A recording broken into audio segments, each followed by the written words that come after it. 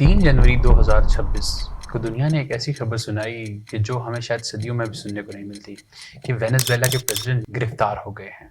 On the surface of it looks like a very simple military capture, but क्या ये हकीकत है? अगर आप ये इवेंट डेटा और फिजिक्स की नज़रों से देखें तो ये महज एक इत्तेफाक नहीं, it was a mathematical inevitability. ये एक ऐसे सिस्टम का नतीजा है जो मैथमेटिक्स और इकोनॉमिक्स दोनों के असूलों के खिलाफ चल रहा था। जरा इस बात पे गौर करें कि वेनेजुएला के पास दुनिया के सबसे बड़े ऑयल रिजर्व्स हैं, ऑलमोस्ट 300 बिलियन बैरल्स।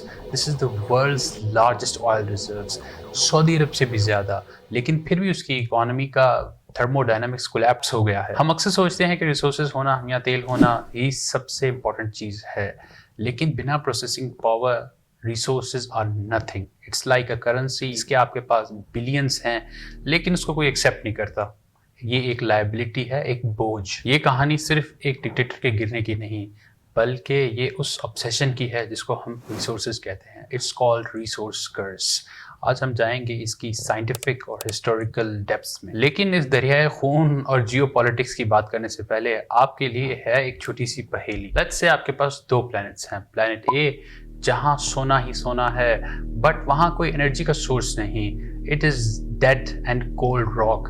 नंबर 2 वो प्लैनेट बी जहाँ पे सोना नहीं है मगर इट्स फुल ऑफ एनर्जी, जहाँ सूरज की तपिश एक infinite source of energy produce करता है। तो which one is better and richer?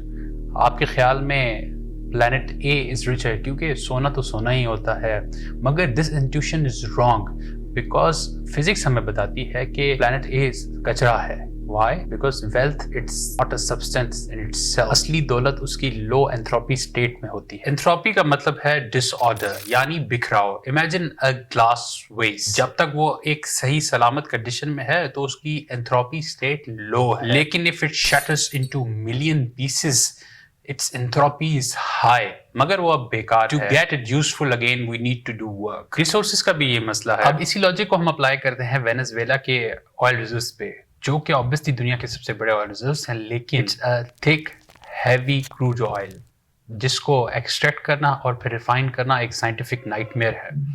इसी से एक और कॉन्सेप्ट निकलता है एनर्जी रिटर्न ऑन इन्वेस्टमेंट। ये एक सिंपल मैथमेटिकल रेशो है। बेसिकली हम देखना चाहते हैं कि हम एनर्जी एक्सट्रैक्ट करने के लिए कितनी एनर्जी खर्च कर रहे हैं।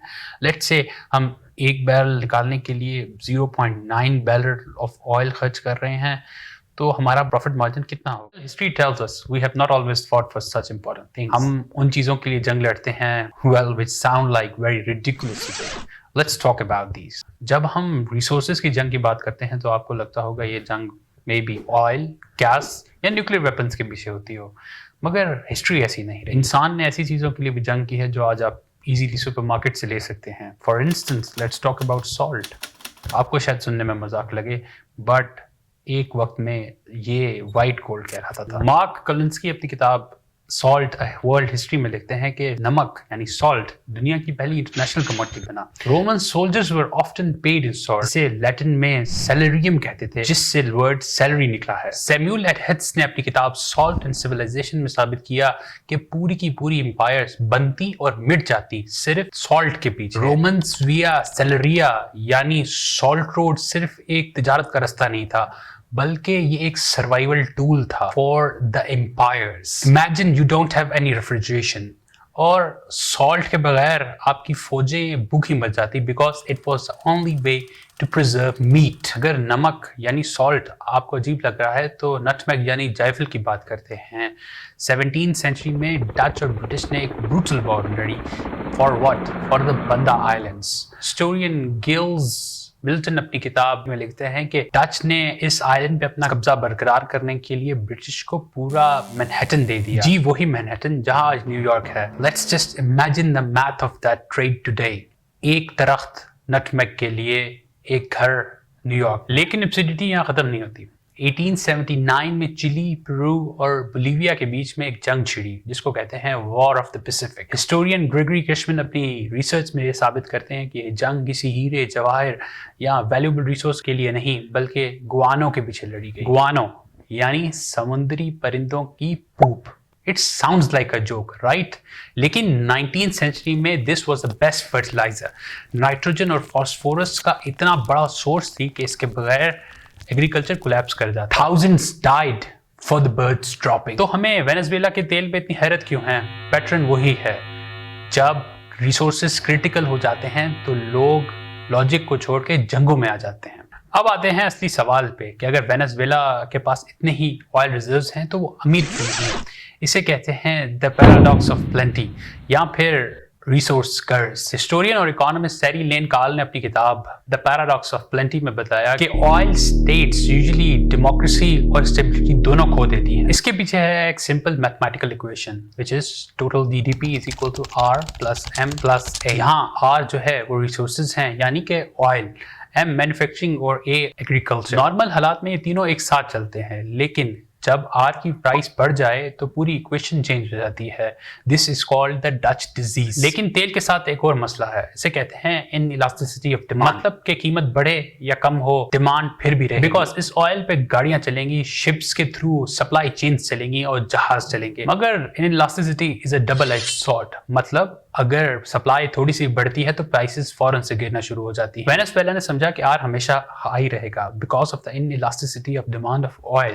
They felt invincible. اس لیے انہوں نے M اور A دونوں کو نظر انداز کر دیا. They started importing everything, even the food, because the food abroad was cheaper with the oil money. مگر جب 2014 میں آئل کی پرائسز کریش ہوئی تو کچھ حالات سیم نہ رہے, بیکاز ایکویشن میں M اور A تو پہلے ہی نہیں تھے. اکانومسٹ جیفری سیکس اور اینڈریو وارنر نے ثابت کیا کہ جب آپ کی ڈپینڈنسی ریسورسز پہ ہو تو آپ کی انوویشن کم ہو جاتی ہے and you stop being efficient. شوروں نے اسی ٹریپ میں قدم رکھا. انہوں نے سمجھا کہ اس تیل کے پیسے سے وہ کنٹرول قائم رکھ سکتے ہیں, but he forgot the risk of inelasticity. جب آپ میتھمیٹکس اور فزکس کے خلاف جائیں تو کنٹرول رکھنا مشکل ہو جاتا ہے. لیکن یہ ایک بہت بڑی ڈبیٹ ہے کہ وینزویلا کی بربادی کی وجہ US کی سینکشنز ہیں. And it's true to some extent. Sanctions act like a financial blockade, but the economic organs of Venezuela's economy had started to fail long before the heavy sanctions of 2017 and 19. US sanctions نے جلتے پہ تیل کا کام کیا لیکن آگ پہلے ہی لگی ہوئی تھی. تو sanctions نے وینزویلا کی inelasticity of demand of oil کو ان کے خلاف استعمال کیا because they couldn't sell the oil easily.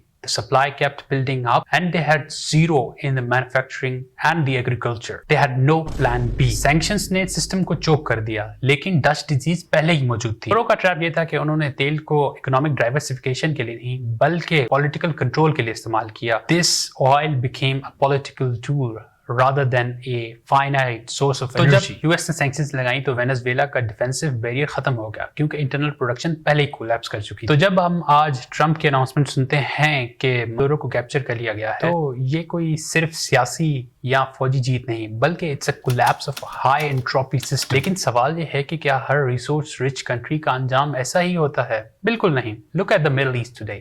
سعودی عربیہ کا 2030 ویژن ہو یا UAE کی investment in tourism and tech industry, they are actually trying to diversify their economy جہاں فوکس R سے ہٹ کے M اور A پہ چلا جائے. They are actually investing their oil money in factories, renewable energy and the cities of the future. لیکن وہ اس Dutch disease کا علاج کر رہے ہیں. They know resources are like battery جو کہ ختم ہو جائے. دے نو اصلی دولت اس مشین میں ہے جو اس بیٹری سے چلتی ہے. ہسٹری ہمیں بار بار سبق سکھاتی ہے, چاہے 17th سینچری کا جائفل ہو یا پھر 21st سینچری کا, ریسورسز لمیٹڈ ہیں اور میتھمیٹکس, فزکس اور اکنامکس کے بغیر they become a curse.